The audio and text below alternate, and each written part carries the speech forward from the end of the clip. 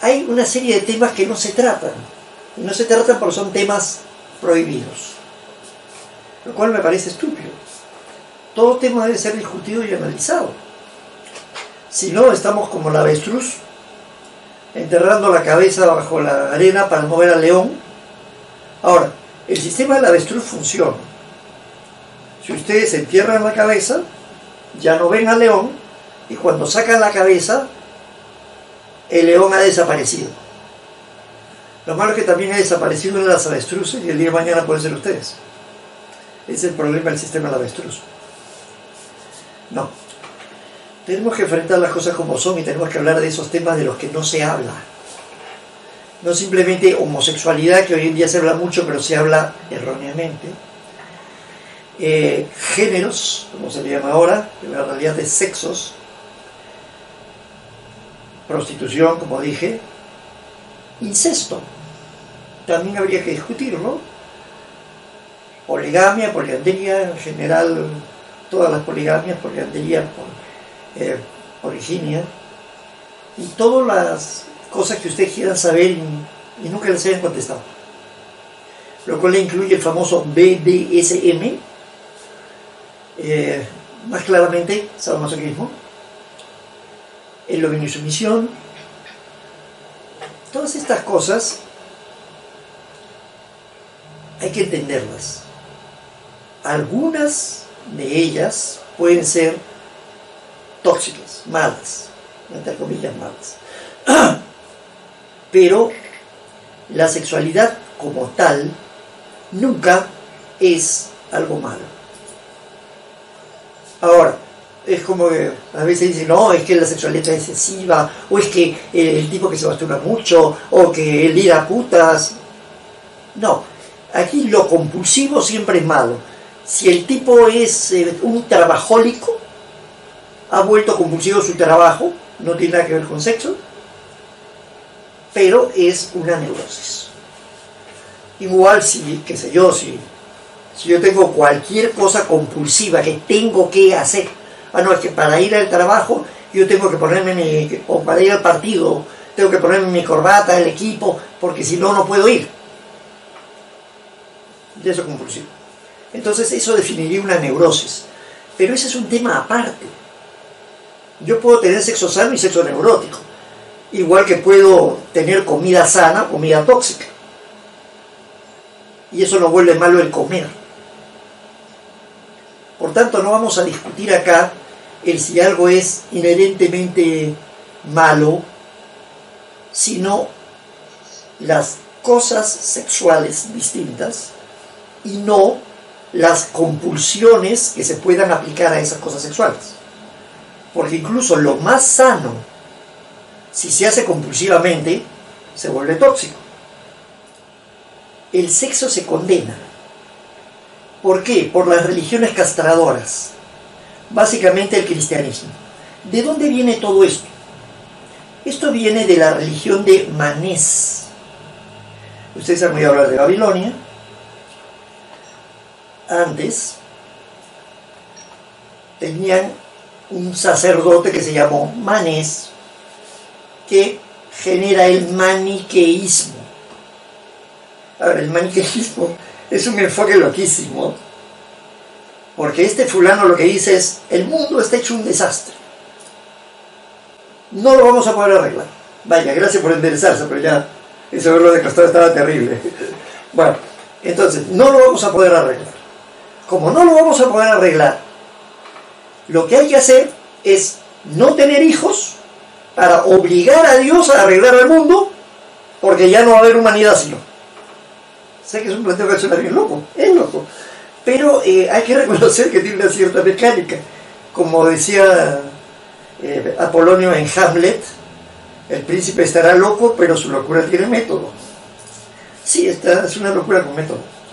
Pero lo lamentable es que ese maniqueísmo derivó ya no a no tengamos hijos para lograr que Dios arregle el mundo, lo cual, repito, era muy pintoresco, sino que derivó en no tengamos sexo porque el sexo es malo. Y el sexo se volvió un antivalor, que solo podía verse justificado con la bendición de la Santa Madre Iglesia, porque si no era pecado. Ustedes no podían tener sexo por deseo, porque surgió la ocasión. Únicamente tenía que ser dentro del matrimonio y el matrimonio consagrado por un cura. Lo cual tampoco tiene ninguna lógica. Desde el punto de vista psicológico, el sexo no solamente no es malo, el sexo es bueno y es definitivamente necesario.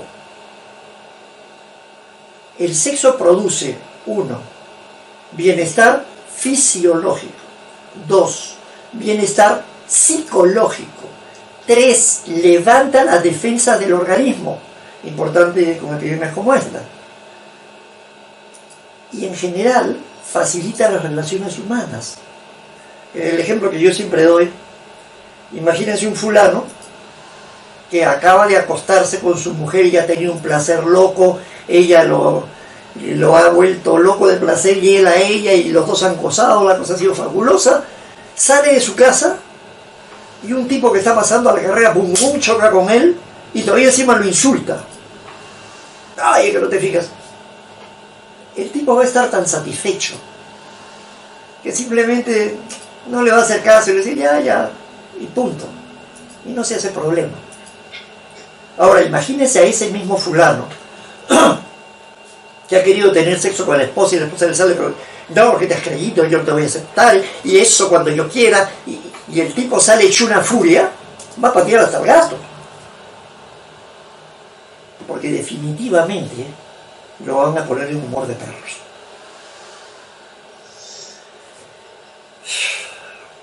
La sexualidad tiene una influencia fortísima sobre la conducta humana. Y no me refiero simplemente sobre la conducta sexual humana. Países como Suecia, Noruega, Dinamarca legalizaron la sexualidad y se dejaron de tontería, de prohibiciones y censuras, hasta el punto de que en una vitrina podía estarse exhibiendo una película porno, que podían, crearon hasta dibujos animados porno, y los niños podían pasar por ahí y mirar, y nadie se espantaba de ello. Incluso eran famosos los elfos eróticos, ¿no? que sacaron. Y el único resultado que tuvieron fue que el nivel de violencia descendió a un nivel mínimo, un nivel que ningún país había alcanzado. Los crímenes violentos se minimizaron, los divorcios se redujeron y todo parecía ir muy bien. Desgraciadamente, algunos años más tarde, una campaña para la visita del Papa creó toda una ola de que somos unos degenerados. Automáticamente reapareció el vandalismo en Suecia y los índices de violencia se dispararon. Otro ejemplo que les puedo dar: ¿cuál es el país más reprimido sexualmente? Aunque no lo crean, Japón. En Japón no puede haber una imagen que no esté censurada. En Japón no se puede hablar abiertamente de sexo, etcétera, etcétera. Y Japón es el país con el máximo índice de suicidios infantiles. Porque los chiquillos llegan a la adolescencia, tienen sexo, se sienten culpables, terminan suicidándose. Y no es broma. Así de feo. El sexo no solo es necesario, el sexo es socialmente necesario y humanamente necesario. Y no solo para la reproducción, sino para la sociedad humana. No solo el ser humano lo necesita, la sociedad humana lo necesita. Porque si no, todo se va a la porra. Ahora, se han comenzado a crear una serie de mitos, fantasmas y caretas para el sexo que han hecho que sea condenado. La prostitución es solamente una de ellas, una de esas máscaras. Porque seamos francos, ok, yo puedo contratar a una chica para que me dé masaje. Voy a estar desnudo o semidesnudo sobre una camilla y me van a estar amasando los músculos. Ya, eso está bien, es muy bueno. Pero si lo que quiero es que esa mujer me dé placer sexual, no, eso es malo. ¿Por qué? No está la diferencia. No tiene ninguna lógica. Puede haber una discusión moral en el sentido de, no, es que si tú eres una cristiana, tu religión te lo prohíbe y por tanto lo que estás haciendo es inherentemente malo para ti, que tienes esa prohibición. Pero no quiere decir que sea inherentemente malo para todo el mundo. Es así de crudo. Les pongo otro ejemplo.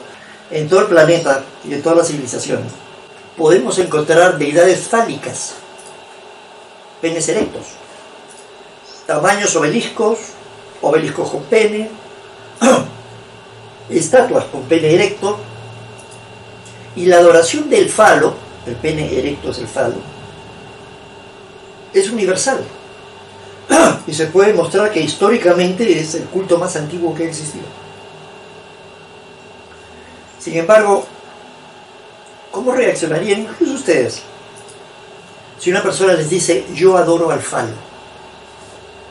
Piénsenlo. ¿Conocen alguno? ¿O conocen alguno que se atreve a decirlo? ¿Conocen algún adorador del pene? Todos conocen a uno. Yo.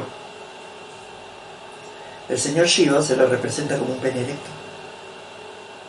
Entonces sí, yo soy un adorador del falo. Y eso no me vuelve ni un violador, ni un degenerado, ni un loco. Es simplemente un símbolo de la sexualidad y de la capacidad de engendrar. Y sí, soy un adorador del falo. Pero dicho así, qué terrible que suena, ¿no? ¿Cómo van a adorar un pene erecto? ¿Entonces lo van a adorar flácido? Creo que tampoco. No. San Agustín, ahí sí literalmente un hijo de puta, porque su madre era una rata, un miserable que se da el lujo, bueno, ante todo, se mete de cura, porque su madre se estaba muriendo y él era hijito, mamita, parece que tenía un complejo de Edipo terrible, y la mamá le dice, hijo, no quiero morir sin ver que tú te redimas, por favor, métete de cura, ese es mi último deseo. Y el tipo se mete de cura. Y en sus confesiones de San Agustín, que son tomadas como un libro muy sesudo, escribe literalmente, Dios mío, dame castidad, pero todavía no. El colmo del cine. Dame castidad, pero todavía no. Quiero disfrutarlo un poco más y después ya. Pues. Eso le da una idea de quién era San Agustín. Y él es el que escribe que el hombre nace de la parte más sucia de la mujer. Y ese mito de la suciedad de la vagina, que después se extiende a que la mujer es sucia y contamina al hombre porque lo lleva al pecado tal como Eva, corrompe la sociedad, porque se enferma. Nosotros adoramos no solamente al falo, también adoramos a la vagina. Hay una fecha, que ha sido justamente el día de ayer, que es el Linga Puja. Puja, celebración. Linga, pene erecto, falo. Pero también hay otra fecha que se llama el Yoni Puja. Y el Yoni Puja es la celebración de la vagina. Bueno, de la vulva, para ser exactos. Y no es algo que se vea en forma morboso, enfermizo, sino que se ve como algo sano, natural, como parte de la vida humana. La sexualidad es parte de la vida humana. Nuestro sexo es parte de nuestro cuerpo. No podemos taparnos los ojos y decir, no, yo soy un muñequito de los que fabricaban antes que no tienen sexo. No, tenemos sexo y determina en mucho nuestra conducta. El negar el sexo nos vuelve automáticamente neuróticos y si lo mantenemos y nos cerramos a ello, irremisiblemente termina en psicosis, porque estamos negando la realidad. Y ya he definido para ustedes alguna vez que neurosis es reaccionar mal a algo real, mientras que psicosis es perder el contacto con la realidad, lo cual es mucho más grave. Entonces, volviendo al tema que nos ocupaba ya para poder entrar en los temas específicos, ¿por qué es malo, sucio o pecaminoso el concepto de la prostitución? Porque una mujer debe ser una esposa. ¿Por qué? ¿Y si quiere quedarse soltera? Porque una mujer no debe dar servicios sexuales. ¿Por qué no?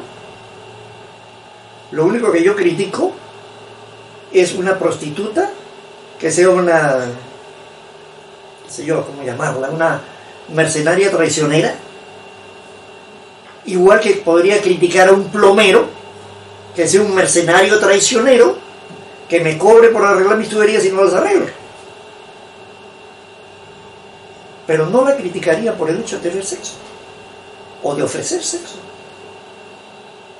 Y he conocido, sí, es más, en algún momento comenté que hasta le di algunos consejos a una chica que se prostituía y lo disfrutaba. Pero siempre se dice, ay no, es que las prostitutas, una prostituta nunca puede ser feliz. ¿Por qué no? En la realidad porque la sociedad se lo impide, porque la sociedad la persigue, porque la sociedad la ataca y la insulta, porque la sociedad la taja de mala mujer. Y no solo eso, sino que la obliga a trabajar en los sitios más sórdidos y termina en manos de mafias, porque no tiene otra forma de hacerlo. Cuando yo estuve, después de mi programa, cuando comencé a sacar mis videos, me di el trabajo de ir a la municipalidad de Chosica. Yo vivo aquí en Chosica. Y les pregunté, les dije, bueno, ¿y en Chosica hay prostíbulos? Y dijeron, no señor, de ningún modo. Qué bien, le dije. No tienen ningún prostíbulo, están seguros. No, los que hay son clandestinos e ilegales. ¿Y por qué son ilegales? Porque no se les va a dar licencia. Ya le dije, pero entiendo que la prostitución es legal en el Perú. Sí, pero los prostíbulos no. Ojo, la prostitución es legal. Montar un prostíbulo es ilegal. Ser un proxeneta, le hace a aquel que ofrece a las prostitutas, es ilegal. ¿Cómo puede ser ilegal el ofrecer los servicios de una mujer cuyo trabajo es legal? Es un contrasentido jurídico. ¿Cómo puede ser ilegal el que una mujer pueda trabajar sexualmente en un local limpio y seguro, y como se le prohíbe tenga que hacerlo en la calle? Es hasta un riesgo para la salud del pueblo. Esos contrasentidos son criminales y nadie se quiere pensar en ellos, sino simplemente se tarja. No, la puta sucia, mala, punto. Otros temas que también se debaten mucho son, en mi caso típico, la poliginia, la poligamia en general, la poliandría si es una mujer con varios hombres. Sin embargo, el Estado reconoce la libre asociación. Y aquí viene una cosa loquísima, otro rebuzno legal, al menos en el Perú. ¿Ok? No hay ningún problema con la convivencia. No es ilegal como lo fue en algún tiempo o en algunos países, que eso se llamaba amancebaje en términos español. Pero si yo convivo con una mujer, viene mi pregunta, si yo convivo con una mujer sin casar, ¿por qué no me caso? Porque no quiero. Sin embargo, la ley peruana dice que si ya conviví un año, ¡paf!, tengo que asumir todos los deberes como si me hubiera casado, pagar los derechos. Perdón, en buen castellano, me lo imponen a la fuerza. Y ojo, las cuotas van para el hombre, no para la mujer, ¿eh? Otro rebuzno legal. ¿Qué tiene de mala la convivencia? Y la convivencia, si va a ser una convivencia libre, debe ser definida por aquellos que conviven. Si un hombre quiere vivir con una sola mujer, con más de una mujer, con otro hombre, con un plumero chino, es problema suyo. Si una mujer quiere estar viviendo con otra mujer, ya, es su libertad. En ese sentido yo no tengo ningún problema a un contrato legal de convivencia, lo que comúnmente se llama matrimonio, sea entre homosexuales o grupal. El pero que surge ahí es que el Estado dice, pero eso daña a los hijos. Momento. Ahí se asume, y esto yo lo he vivido muy de cerca, porque cuando nos arrestaron en Chile, los miserables estos que se metieron a mi casa, comentaron, qué lástima que no tengan hijos, porque les hubiéramos podido poner perversión de menores para arrestarlos. No tenían cargos. Perversión de menores, porque yo vivo con más de una mujer, porque no vivo como ellos. ¿Y dónde está?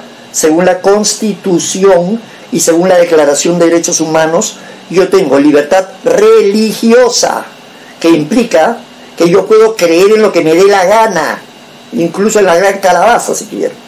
Pero también tengo libertad de culto, lo cual quiere decir que puedo practicar libremente mi religión, sin importar cuál sea. Y eso está especificado tanto en las Naciones Unidas, como en la OEA, como en la UNESCO, y está aceptado en todas las constituciones modernas, bueno, casi todas las constituciones modernas. Y sin embargo me están imponiendo un criterio pseudo religioso por el cual yo no me puedo casar con mis esposas. Yo ya una vez planteé que el matrimonio debería ser libre, y los que quieran unirse deberían definir su propio contrato, si bien podrían haber pues pautas, ¿no? Que uno vaya al juez de paz y el juez de paz le diga, bueno, ustedes tienen aquí un contrato cristiano, un contrato musulmán con 4 esposas, un contrato de poligamia, un contrato de matrimonio abierto, un contrato así, ¿cuál quieren? Ya, muy bien. ¿Quieren hacer alguna modificación? Ok, léalo los dos bien. ¿Los dos están de acuerdo? ¿O los 3, o los 4, o los 7? Fírmenlo y listo. Quedan sujetos a los términos que ustedes mismos hayan definido y aceptado. No se los imponemos. No es que yo elijo por ustedes. Ustedes eligen, pero si ya se comprometieron, deben cumplir su responsabilidad legal. Y eso es todo. Y eso sería una solución muy simple. Lo que sí exigiría, aunque algunos salten, es licencia para tener hijos, que es un punto que se pasa por alto. De acuerdo con las Naciones Unidas, un reporte muy detallado, y les recomendaría un libro que se llama La Tierra Explota, que lo tengo aquí en mi biblioteca. De acuerdo con esto, el planeta solamente podría aguantar, creo que era 3.000 millones. Ya hemos llegado a los 10.000 millones. Eso es lo que está generando los problemas de agua, de alimentación. Eso también genera guerras por la superpoblación. En los tiempos de mi generación, cuando yo estaba en el colegio, se hablaba de la explosión demográfica y de impedirla. Ahora no. Ahora es, ¡ay, qué lindo es tener un hijito! Y todas las mujeres deben tener un hijito. Y las madres solteras, perdonen a las que les caiga, han proliferado. ¿Por qué? Porque se toma como un derecho tener un hijo. No, es una responsabilidad, no un derecho. Y si seguimos teniendo hijos así, nos vamos a ahogar. Y lo que no se ve es el efecto de multiplicación. Imagínense, yo pongo unas moscas, se reproducen dentro de un frasco. ¿Ok? Al principio puedo tener un par de moscas, 3 moscas. Luego voy a tener más y más y más y más. El problema de la multiplicación es que cada cierto tiempo la cantidad se duplica. Entonces, si este virus o insecto duplica su cantidad cada día, ¿cuándo va a estar el frasco lleno a la mitad? Un día antes de que se llene del todo y todas se mueran. Ya estamos en ese punto. Así de feo. Y sin embargo, se sigue hablando ahí sí tener hijos. No, los chinos fueron los únicos que dijeron hasta acá. Dijeron, cada pareja solo puede tener máximo 2 hijos. Y creo que al principio dijeron solo 1 hasta que se cumpla este número de años y de ahí máximo 2, para no aumentar la población. Y lograron frenar una población que los estaba ahogando. Pero todo el mundo los criticó, ¿cómo es posible? Es un derecho humano el tener hijos. El primer derecho humano es la responsabilidad con la humanidad para la supervivencia. Entonces no podemos tenerlos indiscriminadamente. Y eso sí también es un tema hasta cierto punto sexual que hay que tratar. Se necesita medir, se necesita decidir cuántos hijos vamos a tener. Ahora, ya tienes un hijo, cuídalo, estamos de acuerdo, pero no tengas más, frena. Y no tengas el hijo hasta antes de tener un hogar establecido. Ok, hoy en día los hogares no duran mucho, estoy de acuerdo. Desgraciadamente estoy de acuerdo, lo he visto. Pero hay que intentarlo. Pero la superpoblación, si no, nos va a matar. ¿Por qué el incesto está prohibido? Es que el incesto es malo. Típicamente, si yo pregunto por qué no se debe tener relaciones incestuosas, o me dan una respuesta moral que corresponde a la moral de ellos, porque yo puedo ser un tipo totalmente amoral, yo no tengo ninguna religión, no me interesa nada, entonces ¿por qué me lo van a imponer? Y la respuesta sería válida. Pero la respuesta clínica, clásica, es porque la endogamia produce degeneración. ¿Cierto? Y falso. En sitios como los Adirondacks, que es una zona de las montañas rocosas de Estados Unidos, en que hay poca población y los tipos que viven ahí son, digamos, más vale que ustedes no se acerquen porque disparan primero y preguntan después. Son altamente agresivos, altamente neuróticos, y ahí estoy hablando de una población global neurótica, yo diría hasta psicótica. ¿Por qué? Porque en los Adirondacks, que es una zona muy inhóspita, se ha dado el fenómeno de endogamia muy marcada. No había más gente, entonces era un pequeño pueblito con 2 o 3 familias y solo se casaban entre ellos. Y algunas veces era una sola familia y terminaba teniendo hijos entre hermanos. ¿La endogamia produce una degeneración? No. Aumenta la posibilidad de una degeneración genética. ¿Hasta qué punto? Bueno, para que tengan una idea de hasta dónde les han contado el cuento, lo cual no quiere decir que esté haciéndole propaganda a la endogamia, que no la sugiero. Si ustedes tienen un hijo, su posibilidad de que haya una degeneración genética, si ninguno de los padres la tiene, está por debajo del 1%. Si mal no recuerdo, está por debajo del 0.1%. Pero aquí viene el pero. ¿Qué pasa si se casan? Y miren que no voy a decir primos o en tal grado. No, se casan entre hermanos del mismo padre y madre. La posibilidad puede aumentar hasta 10 veces. Lo cual implica que la posibilidad de degeneración celular sería un 1%. Y no es que todos los hijos que tengan van a ser enfermos y degenerados. Ahora, si hijos de endogamia se casan con hijos de endogamia, se produce un efecto multiplicador. Entonces ya es 10 por 10, por 10, por 10 en cada generación. Y al final tenemos que la gente de los Arondirax es, por decirlo menos, rara. Como sacada de una película de terror de Stephen King, o de eso de La Noche de los Muertos Vivientes, tienen esa pinta de zombies que da miedo. Pero solo en ese caso, no en un caso menor. Y por supuesto la posibilidad es muchísimo más baja.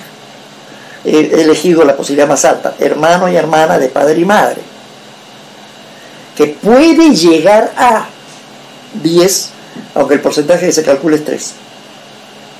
En general, entre primos, a partir del segundo grado, la posibilidad de que ocurra algo es mínima. Viene a ser la misma posibilidad que si la persona simplemente tuviera un hijo y punto. El único problema, desde el punto de vista clínico, es si se repite la relación endogámica. Entonces, el único problema desde el punto de vista religioso es que cada religión tiene su propia ley. Desde el punto de vista psicológico, es que se produce una relación distinta, un vínculo distinto. Esas son las cosas que nadie les dice y que nadie analiza, pero son realidades y no podemos enterrar la cabeza. No es cuestión de asustarse porque es un tabú, es cuestión de entender por qué no conviene. No conviene porque la estructura familiar se puede desmoronar, y eso sí es un peligro. Incluso la relación hermano-hermana se puede producir una situación dudosa, por decirlo así. Pero las relaciones de uno de los padres con uno de los hijos o hija, sí, la estructura familiar se desmorona, y en ese sentido, social y psicológicamente, no es conveniente. Ahí sí hay una base para poder afirmarlo. La base endogámica también existe, pero es bastante remota. BDSM. Esas son siglas en inglés. En la realidad es un acrónimo. Bueno, mejor explico. La palabra acróstico significa que yo tengo una serie de frases y tomo la primera letra de cada una de esas frases. Es al cruzar, acróstico. Pero el acrónimo significa que yo cojo varias palabras y las junto, como el ejemplo del SIDA, síndrome de inmunodeficiencia adquirida, SIDA. SIDA es un acrónimo. BDSM es un acrónimo de 3 términos. Y el problema es que aquí intentaron mezclar agua con aceite, que no se mezcla. Hay 3 elementos. Primer elemento, BID. En inglés, bondage, ataduras, and dominance, dominio. O bondage and discipline, que era el sentido original que se tomó para la combinación. Y en este caso, disciplines, en plural, no significa mantener la disciplina, significa elementos para aplicar la disciplina como látigos, fustas, fuetes. Esos son disciplinas, si lo buscan en el diccionario. Entonces, BID significa utilizar ataduras y disciplinas. Ahí viene la pregunta. ¿Para qué? Si la pareja lo usa como un estímulo suave, moderado, medido, sin hacerse daño el uno al otro, sin forzarse el uno al otro a hacer lo que no quieren, puede ser considerado hasta positivo como una variación. Si se usa para restringir y obligar o para dañar, es tóxico. Ahora, no piense que la disciplina necesariamente es mala. Mi hijito está metiendo los dedos en el enchufe y veo que coge un clip digo que no lo haga, le quito el clip, con lo cual llora porque le robé su juguete, pero le acabo de salvar la vida. Pero si insiste y comienza a buscar qué meter en el enchufe, va a ser mejor que yo le pegue una buena cuera para asustarlo lo suficiente como para que no se electrocute, a que simplemente diga, ay no, ¿cómo le voy a pegar a mi bebé? Obviamente eso no quiere decir pegarle a lo bestia. Es como se hace con un perrito, que si ustedes lo forman de chico no necesitan ir más allá de grande. Entonces si el perro comienza a portarse mal, uno simplemente da un golpe sobre su propia mano o golpea con un periódico y el perro salta y no hay necesidad ni de golpearlo, ni de tocarlo. Con los niños pasa lo mismo.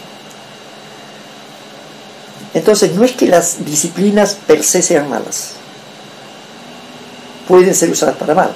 Yo puedo usar eso para matar a latigazos a una persona, definitivamente sería malo. O puedo usarlo para corregir, en cuyo caso no es malo y hasta sería bueno. No amarren lo bueno o malo al objeto. Lo bueno o malo está en el uso del objeto. Un cuchillo puede servirles de mucho para cortar la carne y también puede ser un arma para matar gente. ¿El cuchillo es bueno o es malo? Ni bueno ni malo. Ustedes lo usan en forma buena o mala. Lo mismo pasa con el BID, al cual voy a volver después, porque necesito volver. La segunda y tercera letra son D y S. D y S implica dominio y sumisión. Uno manda, otro obedece. Básicamente, uno manda y los demás obedecen. Es el concepto de amo y esclava, o amo y esclavos, si quieren. Pero ojo, no hay que confundir esclavos con prisioneros. Los prisioneros son a la fuerza, en contra de su voluntad. Los esclavos, si se puede mostrar históricamente, se requería un contrato de esclavitud y testigos de que el esclavo lo había aceptado voluntariamente. Repito, no confunda esclavo con prisionero. Lo que vemos en las películas de Hollywood, un tipo encadenado, a latigazos, empujando piedras, esos son prisioneros de guerra haciendo trabajos forzados en un campo de concentración. Pero incluso en el Imperio Romano podía venir un manager, le diríamos ahora, de gladiadores, porque veía que este tipo había sido fuerte y un luchador, y le decía, mira, si tú aceptas volverte esclavo mío, tú vas a luchar por mí, y si cumples 100 peleas, no solamente obtienes tu libertad, sino que el emperador te va a dar el gladius, una espada de madera de la cual viene el nombre de gladiador. El emperador te va a dar el gladius, con lo cual te declara ciudadano romano. Y eso era algo carísimo. No todo el mundo podía darse el lujo de ser ciudadano romano, tenía que tener mucho dinero, porque ciudadano romano incluso recibía una pensión. Y adicionalmente el gladiador iba a una posada y lo atendían, le daban comida, bebida y hasta mujeres, y no pagaba si ya tenía el gladiador. Eso era su derecho, se lo había ganado. Claro, no muchos sobrevivían, pero han habido casos documentados que sí sobrevivieron y que alcanzaron así. Dicho ese paso, fue por eso que al famoso Espartaco, ¿cómo lo dice Espartaco? Quien por su nombre asumimos que era alguien de Esparta. Los romanos pues lo hacen puré, porque el tipo había firmado su contrato de gladiador, y era un buen gladiador y estaba por buena ruta, le faltaba poco para ser libre, pero por diversos motivos, algunos dicen que fue por una mujer, por esto, por lo otro, el tipo se rebela, mata a sus cuidadores y se rebela contra el Estado romano. Y si había una cosa que no perdonaban los romanos, era que habiendo jurado sobre fuego el no voltear tu mano ni alzar tu espada contra el imperio, alguien quebrar ese juramento. Eso sí no podía ser perdonado. Y eso era muerte por crucifixión. No había otra alternativa. Entonces lo persiguen y a él con todos sus seguidores, primero que nada, los detienen y dicen, oigan, vuelvan con sus amos, quédense tranquilos, y ya, sus amos probablemente los castiguen, pero no va a pasar nada mayor.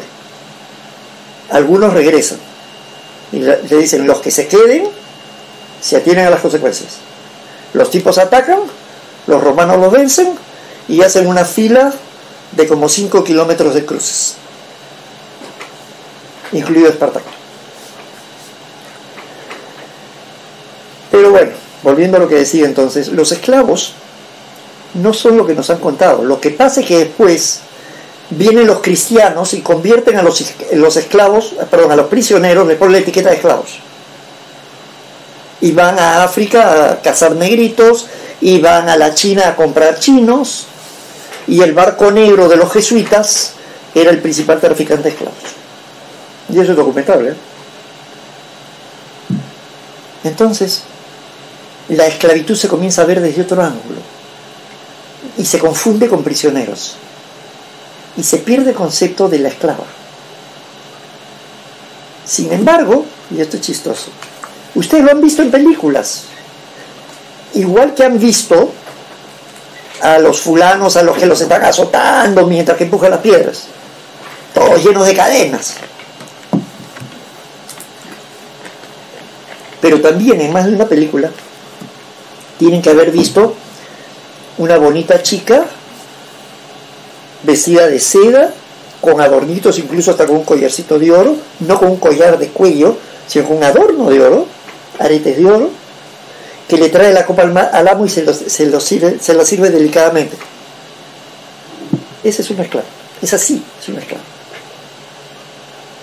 Y también piensen, yo compro una computadora, me cuesta, qué sé yo, 3.000 soles como menos, y luego la traigo a mi casa para patearla, y comienzo a patearla por todo el piso como si fuera pelota de fútbol. Sería estúpido. Entonces, ¿para qué gasté la plata? Ahora, imagínense que yo tengo un mercado de esclavos aquí a la vuelta de la casa y me compro una chica y llego a la casa y la encadeno y la azoto. La voy a tener llena de cicatrices y moretones. No creo que sea lo más atractivo. Entonces, por simple lógica, nos podemos dar cuenta de que los amos no maltrataban a sus esclavos. Es más, Ptolomeo y otros eligen ser esclavos, porque entonces el amo cuidaba de ellos y lo único que significaba era que todo lo que ellos desarrollaran era para el amo. Entonces la esclavitud en su tiempo fue deseable. Lo que pasa es que después se corrompió. Y ahora, cuando uno habla de esclavos, está hablando de prisioneros, está hablando de gente que es obligada a sujetarse, que no lo quiere. No es un acto voluntario. Porque si es un acto voluntario, yo pregunto, ¿no? ¿Cómo sé, por ejemplo, cómo sé o que este mouse es mío? Primero que nada, yo tengo el mouse. Posesión. Pero a veces se lo presto a una de mis esposas. Y eso no quiere decir que sea de ella. O se lo podría prestar a uno de ustedes. Y eso no lo vuelve de ustedes. Yo uso el mouse para manejar la computadora en la que estoy. Usufructo. Sí, pero si yo les presto el mouse, ustedes también lo van a usar y van a tener el usufructo, pero no son los dueños del mouse. Solamente si yo tengo la disposición total, soy el dueño. Lo cual quiere decir que yo puedo usarlo, prestárselos, vendérselos, regalárselos o tirarlo por la ventana si me da la gana. Tengo disposición, soy el dueño. No tengo disposición, a lo más seré un administrador. ¿Se entendió eso? Ok, entonces aquí viene la pregunta. ¿Qué pasa si una mujer se arrodilla ante mí y me dice, quiero ser tuya, pertenecerte como una esclava? Ella está haciendo el ejercicio más alto de su libertad, entregar su libertad. ¿Se le puede prohibir? Al menos que yo asuma que ella está loca, en cuyo caso no tiene capacidad de tomar decisiones. Si el Estado reconoce que ella tiene libertad y derecho a decidir por sí misma sobre su vida, ella puede hacerlo. Y obviamente yo tengo también la libertad de decirle sí o decirle no, mucha responsabilidad. Cualquier otra cosa viola mi libertad y la de la otra persona. Entonces, ahí tienen otro tabú que tampoco hay que verlo como se suele ver.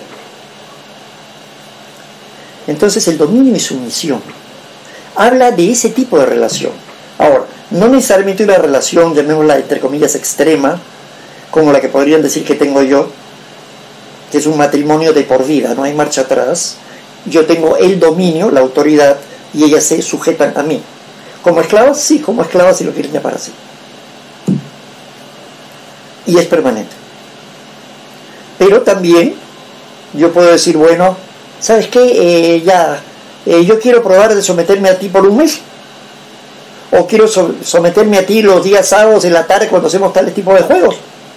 Eso también es dominio y sumisión. Mientras que haya uno que domine y decida y otro que se someta a las decisiones del que domina, es D y S, dominio y sumisión. Y eso es todo lo que significa D y S. Uno domina, otro se somete. Ahora, desde el punto de vista personal mío, el único dominio y sumisión sano y saludable es hombre dominante y mujer sumisa. ¿Por qué? Porque son los roles naturales, de manera que también puedo defender eso sobre una base psicológica. Mujer dominante con hombre sumiso, lo que produce es que el hombre se convierta en el cachorro y la otra se vuelve la madre. Y pronto desprecia al hombre y lo cambia por otro que sea más fuerte y también va a intentar castrar a ese. Y no funciona, simplemente no funciona. Y eso también se puede mostrar a lo largo de la historia de todas las religiones y en la historia de la humanidad. Dicho sea de paso, ahí también tenemos que ver por qué se daba en la poligamia, en la poliginia para ser exactos, la situación del harem, que pocos saben que harem viene de al-haram, lugar de protección, donde la mujer estaba protegida, pero no estaba encerrada. Hay N relatos, no simplemente de las 1001 noches, sino relatos históricos, que nos cuentan cómo las mujeres del harem salían, pero acompañadas de un guardia que las protegía, un guardaespaldas en buen castellano, salían al mercado a comprar telas o cosas. Entonces no estaban prisioneras, estaban protegidas. Cuidado con la diferencia. No eran prisioneras, eran a lo más esclavas, y también podían ser mujeres libres, ojo. En el Islam había los dos tipos. La concubina era la esclava y la esposa era la mujer libre. Pero mujer libre dentro de las reglas y leyes del matrimonio. No podía hacer lo que le diera la gana tampoco. Y tenía que someterse al marido. Entonces, eso también es una forma de dominio y sumisión. Pero, ¿por qué afirmo que el dominio y sumisión invertido es malo? Primero, por lo que acabo de decir. En la naturaleza no se da la contra. Segundo, por experiencia no solamente personal de casos que he visto, sino histórica, de momentos en que se ha intentado la convivencia inversa. Y francamente no he tenido mucho éxito, que digamos, hasta mencioné en emperatriz China. Entonces, simplemente no conviene. Y eso, hasta ahí el dominio y sumisión. Pero nos quedan dos letras, la S y la N. Sadismo y masoquismo. El sadismo es siempre tóxico. El masoquismo es siempre tóxico. El sadomasoquismo es siempre tóxico. Ahora ustedes dirán, ¿de qué hablan, no? Porque el sadismo lo entendí, el masoquismo lo entendí, pero ¿qué es sadomasoquismo? Sadomasoquismo quiere decir que ustedes se inclinan a ambos lados y ya, hoy día quiero ser el dominante y mañana quiero ser el sumiso, pero en una relación sadomasoquista. Entonces, hoy día quiero que tú me insultes o me golpees, pero mañana quiero golpearte a ti. Entonces es importante entender lo que significa cada uno de estos términos. El sádico, contra todo lo que se suele postular, no es un tipo dominante de personalidad fuerte que se impone. No. El sádico es un fulano tan inseguro que necesita rebajar a los demás para sentir que está por encima. Como yo no puedo elevarme por encima de ti, te voy a rebajar por debajo mío.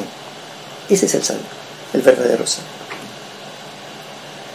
Entonces la finalidad básica del sádico es reafirmar una personalidad disminuida. Eso lo puede hacer insultando, torturando o simplemente mostrando su desprecio. Hay N formas de hacerlo.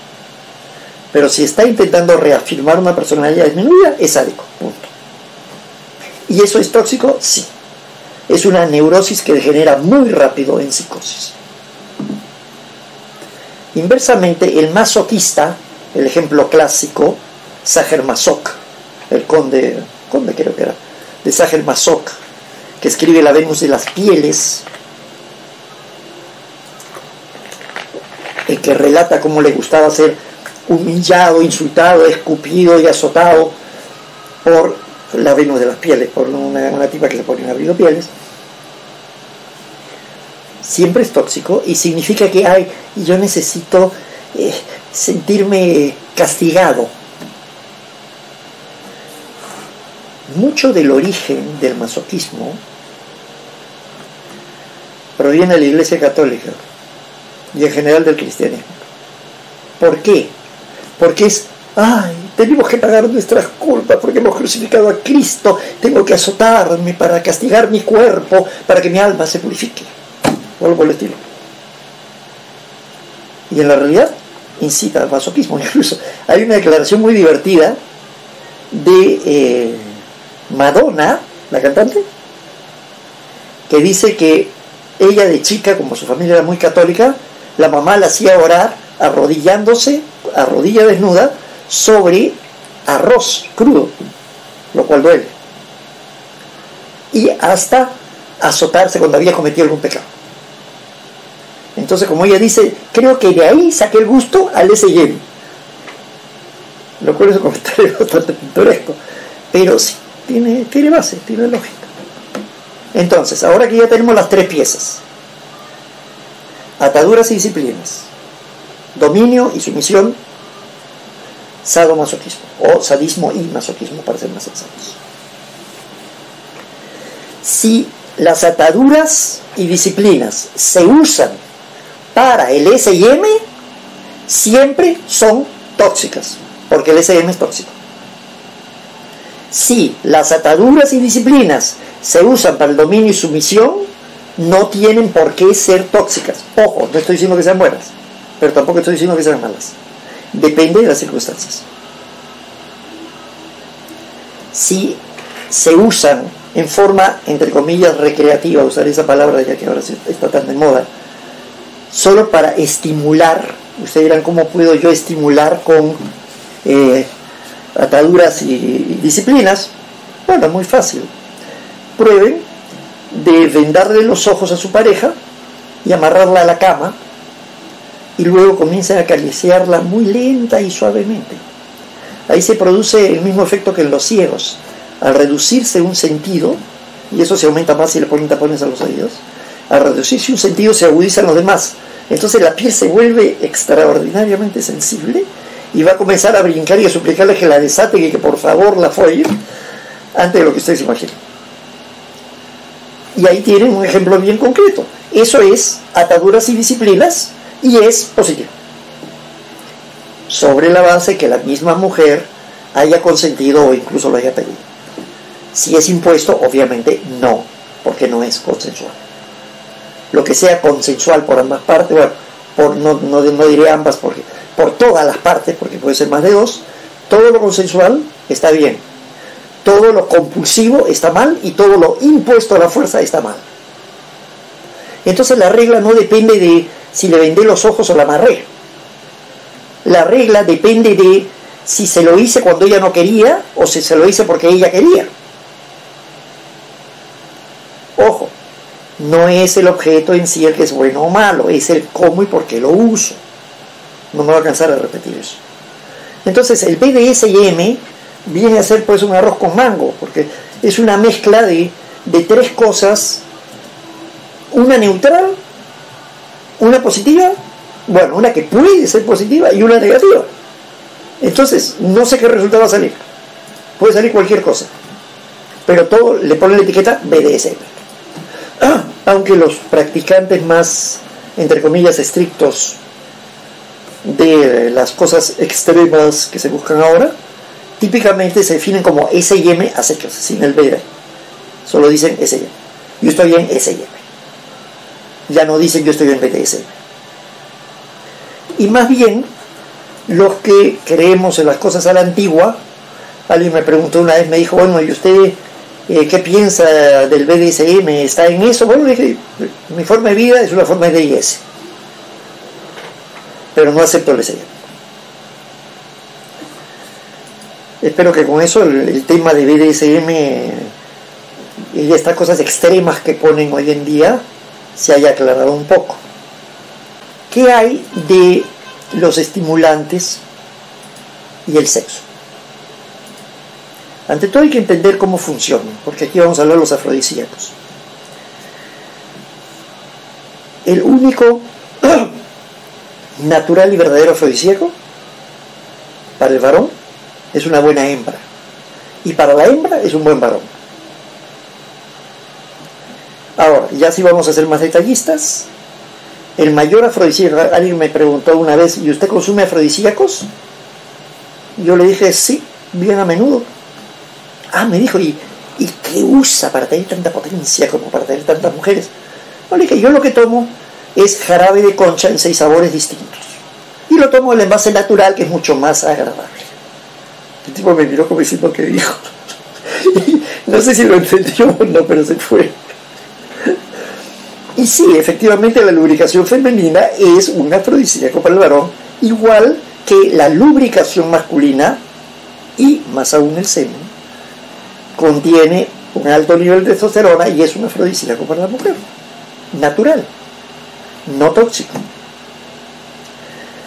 El problema es que hoy en día con el feminismo le han metido la idea, no, yo voy a recibir esa asquerosidad, no te lo voy a soportar. Y se pierden cosas que una verdadera hembra disfruta. Igual con prejuicios religiosos. Recuerdo, caray, cuando yo estaba en el colegio y estaba en la Legión de María, pensar en lamer una vulva, por Dios, qué asquerosidad. Si está limpia, créanme que el sabor es agradable. Entonces, en muchos son prejuicios que distorsionan la figura y hacen que uno la vea mal. Entonces, el único verdadero afrodisíaco, el único afrodisíaco al que yo respaldo así a 100%, es la lubricación del sexo opuesto. Lubricación natural del sexo opuesto. No lubricación generada por medios químicos. Cuidado. Hay pastillas que hacen que la mujer aumente la lubricación, pero esa lubricación lleva dejos de esas pastillas. Lleva restos. No es conveniente. Ahora, ¿qué hay del Viagra, que lo hemos mencionado alguna vez, y ese tipo de cosas? Ok, les voy a dar un Viagra muy barato, que no les va a costar mucho. Solamente les va a costar tener zapatos con pasadores.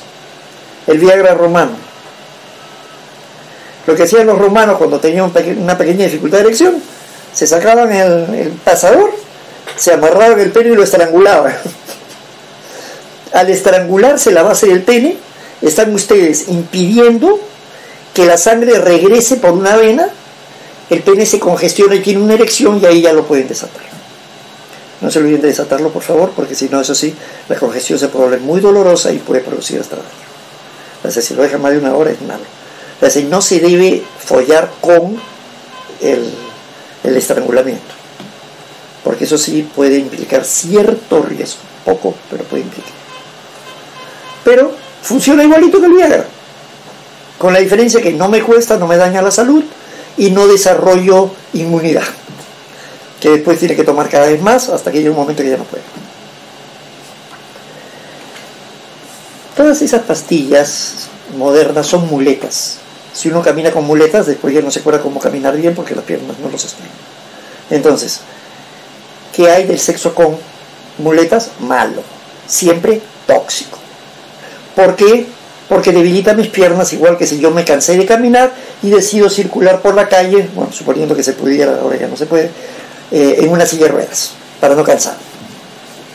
Pierdo la función de mis órganos. Pero también hay quienes dicen, no, yo necesito estar un poco picado para poder disfrutar del sexo. Y si quieres acostarte con una chica, tienes que sacarla y darle trago y droga. Aunque digamos, dejemos la droga de lado por ahora. Tienes que darle trago para que una vez que toma ya se abre piernas. Bueno, es cierto que el alcohol tiene un efecto desinhibidor.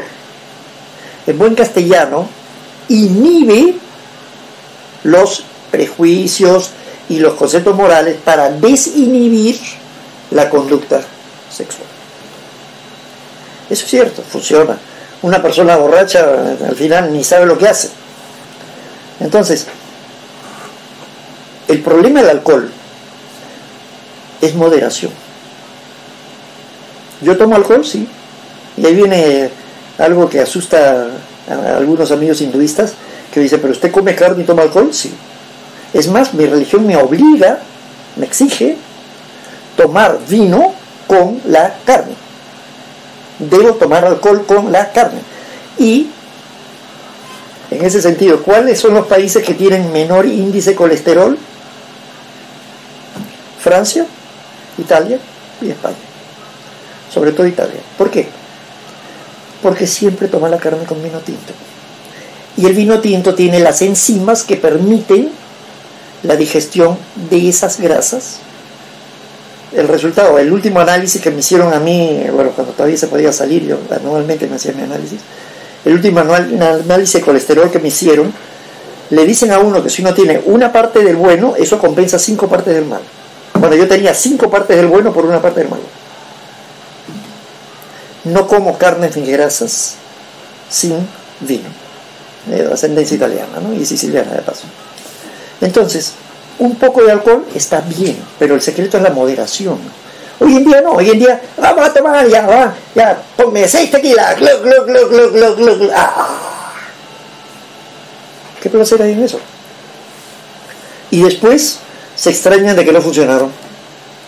Tal vez se desinhiban, pero la pregunta es si se les para. Que la mujer sí, una vez que está desinhibida, le separas las piernas y ya. Porque si está desmayada, pero francamente a mí eso me parecería casi necrofilia, ¿no? Porque, carajo, tirarse una mujer tan inconsciente que está drogada, borracha, desmayada. Y yo lo veo como necrofilia, que de hecho ese paso es una perversión. Necrofilia, tener sexo con un cadáver. Lo cual, a menos que estén ustedes entre los muertos vivos, no lo recomiendo. Pero hoy en día se ve como natural. Y no lo es. No. En general las drogas no convienen. Porque o son muletas o son definitivamente tóxicos que intoxican. Por eso se les llama intoxicantes.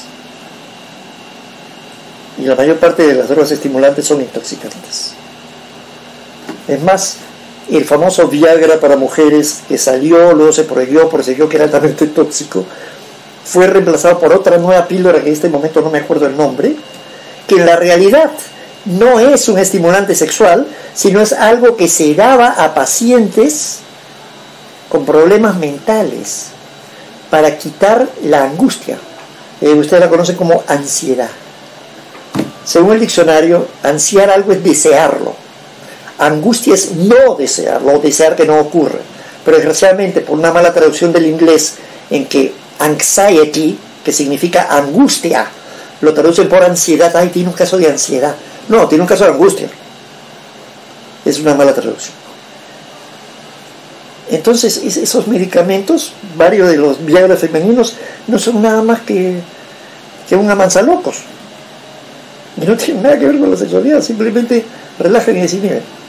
Era una droga que le daban a los pacientes para que pudieran hablar libremente y contaran todo en la entrevista psicológica, principalmente a pacientes obligados, a ser presidiarios o cosas por el estilo, o gente de manicomios, que no podían negarse.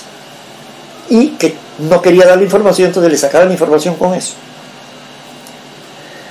Y en general toda droga mezclada con sexo es, cuando menos, le quita el sabor. Es como que ustedes cojan un plato muy bien preparado y uno mejor es hacer chef gourmet y lo saturen de sal. Solo van a sentir la sal. Ya no saben lo que están comiendo. Es así de feo.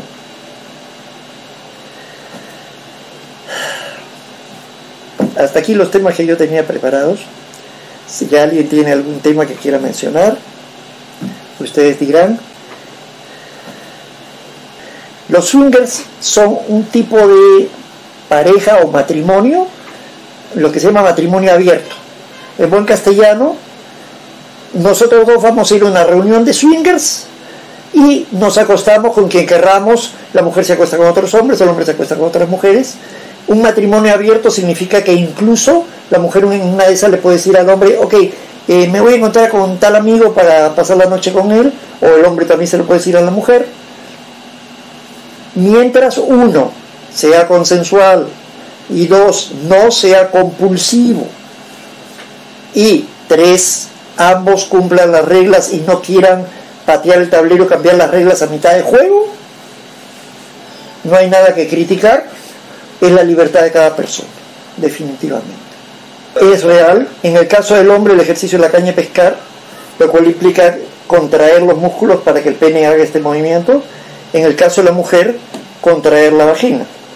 En eso hay cualquier cantidad de documentación en internet, y sí, de que funciona, funciona definitivamente.